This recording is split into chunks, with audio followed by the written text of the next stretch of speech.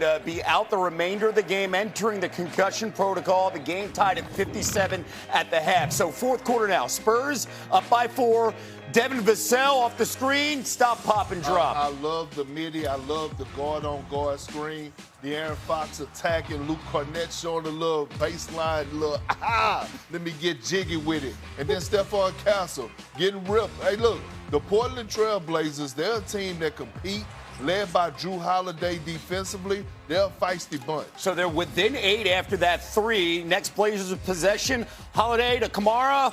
Back to Holiday to 3. You're seeing the veteran leadership of the point guard. And that's why they wanted Drew Holiday and they kept him. But guess what? This was about Scoot Henderson. You heard him in the post-game interview. He was talking about he channeled his Beyonce-type atmosphere. He woke up like this. Henderson had 31 points. That's what he said. We had Robert Williams in the corner missing, but Holiday is there. And then we haven't seen their big star, Denny, and he took over as well. He did. Look, and the thing is when you're able to get yours and make guys around you better, great awareness, great pass at the crucial time. 5 seconds left. Spurs inbounding down 3. They got the look.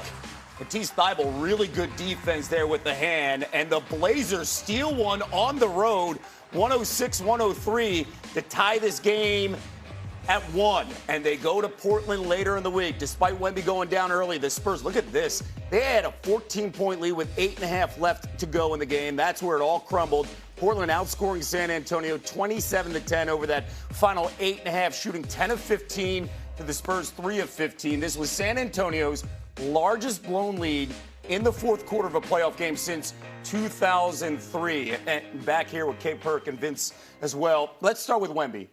This is more than just a game. This is a big picture thing.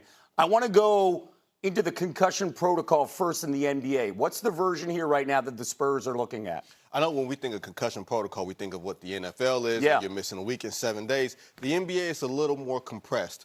24 to 48 hours per. They can't have any activity. And then there you go. You see it on the screen right there. He cannot come back until he completes the required return to participation process, has to go through testing, has to not show any symptoms of a concussion. I think the Spurs are going to be very conservative with this. They have been a conservative organization when it comes to player injuries. I go back to 26 years ago. Tim Duncan had a left meniscus injury. He wound up sitting out the entire playoffs that year. The Spurs were trying to repeat that year, and they let Tim sit because they wanted to view his entire career as opposed to risking something long-term. Perk, what you okay. How do you feel about that? Because especially there are layers to this. This isn't about one game. This is a Spurs organization as well as the protocol and following that, and it's a superstar. The guy who's 22 years old. How do you view this in layers of game 3 and then big picture? So when you think about Wemby, you know that he is their system, offensively and defensively. He's a generational talent. His impact on the Spurs is so impactful that when he's on the floor and he is available, they're a championship contender. When he's not on the floor, they're a first-round exit. And they could possibly lose this series. My panic meter is high, higher than my damn blood pressure when it comes to think about them going into Portland with this series tied 1-1 and possibly not having a generational talent on the floor. Portland is an underrated fan base. It is a hostile environment. And when you're led by a guy like Drew Holiday with his championship leadership, obviously Denny playing at an all-NBA level, you got guys that are competing over there. And so when you think about the Spurs, the one knock on them is what? Their lack of experience. So every home game matters, right? So losing that home game last night and giving up home court, and now you're walking into Portland without your generational talent, possibly without your generational talent, your panic meter got to be high. Okay, game 3 is Friday. Game 4 is Sunday. How do you approach this? Do you play him on game 4? How do you look forward to what he can bring to the series after the concussion protocol plays out? Listen, if he's clear and he's ready to go, I think, if I'm the Spurs, I'm not looking at how we used to do things with Tim Duncan. I'm pushing the issue because it's very seldom that you get an opportunity and you have a window to win championships. And I know Wemby is young, but you want to max out. right? He wants to max out. And I get it. It's different from a meniscus tear than what Tim Duncan had. But if he's cleared, then I will push for him to play. They've always been very conservative with him, Perk, since they got him. You know, going back to his rookie season and the blood clots and everything else, they don't want to take any chances because they know they have such a long runway. We didn't expect anything from this San Antonio team going into the season. They're still kind of playing with house money. There's no championship or else edict right now. And generally, you should be able to win a road game in Portland. I understand that they're inexperienced. If you look at it, they had a double-digit lead with 6 minutes left.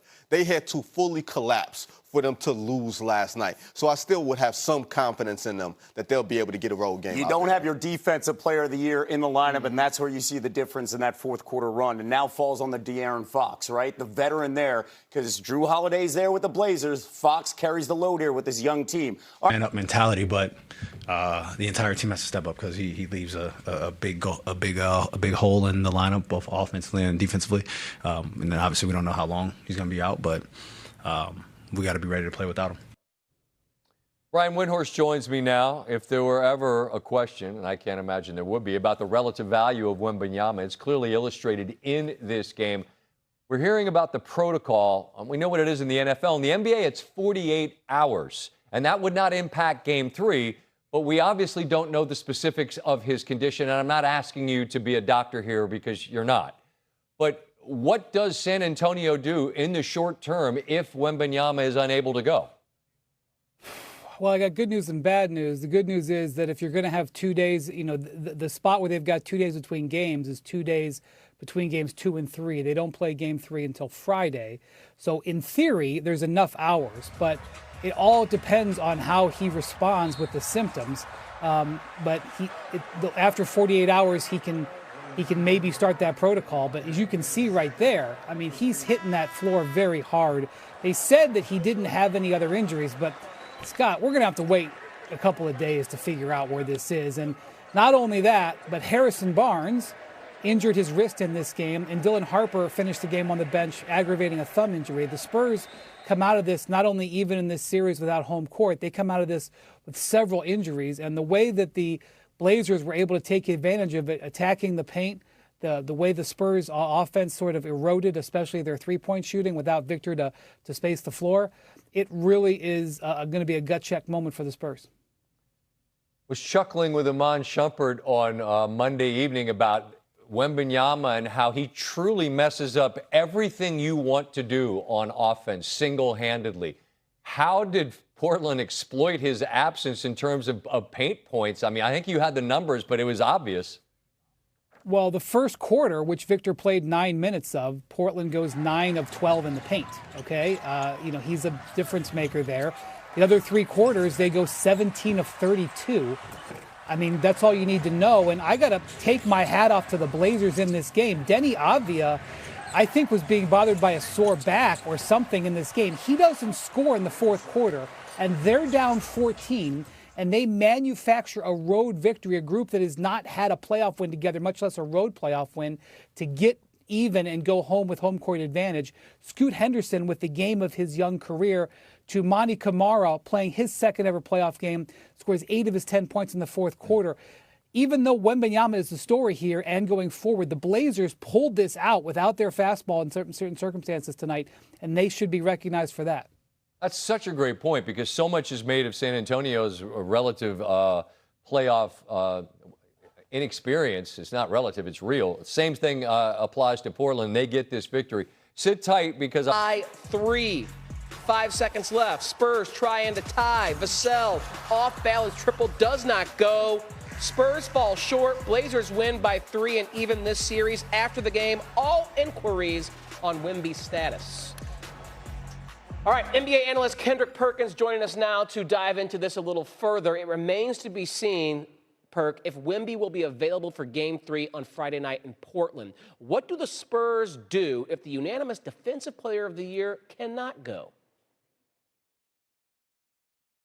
And I got to look at one of the vets on the team, a guy that's, a former All-NBA player, De'Aaron Fox, to elevate his game even more, right? When you think about what they're going to need offensively Defensively, I think they're going to be fine, but they're not going to be great. Obviously, Wemby, the defensive player of the year, but they're going to have to be able to score the ball. The one thing that you got to give the Portland Trail Blazers credit for is that they're a team that play extremely hard. They're extremely sound. They got great leadership under Tiago Splitter and Drew Holiday. So I'm looking at a guy like De'Aaron Fox, especially going on the road in an underrated environment in Portland that has a pretty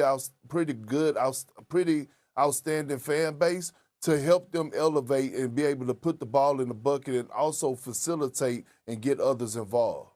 All right, we'll see what the concussion protocol says about Wemby. His next opportunity to play Friday, Game 3 in Portland. Game 4 would be Sunday afternoon in Portland. Perk, hang tight. All right, let's stay out west.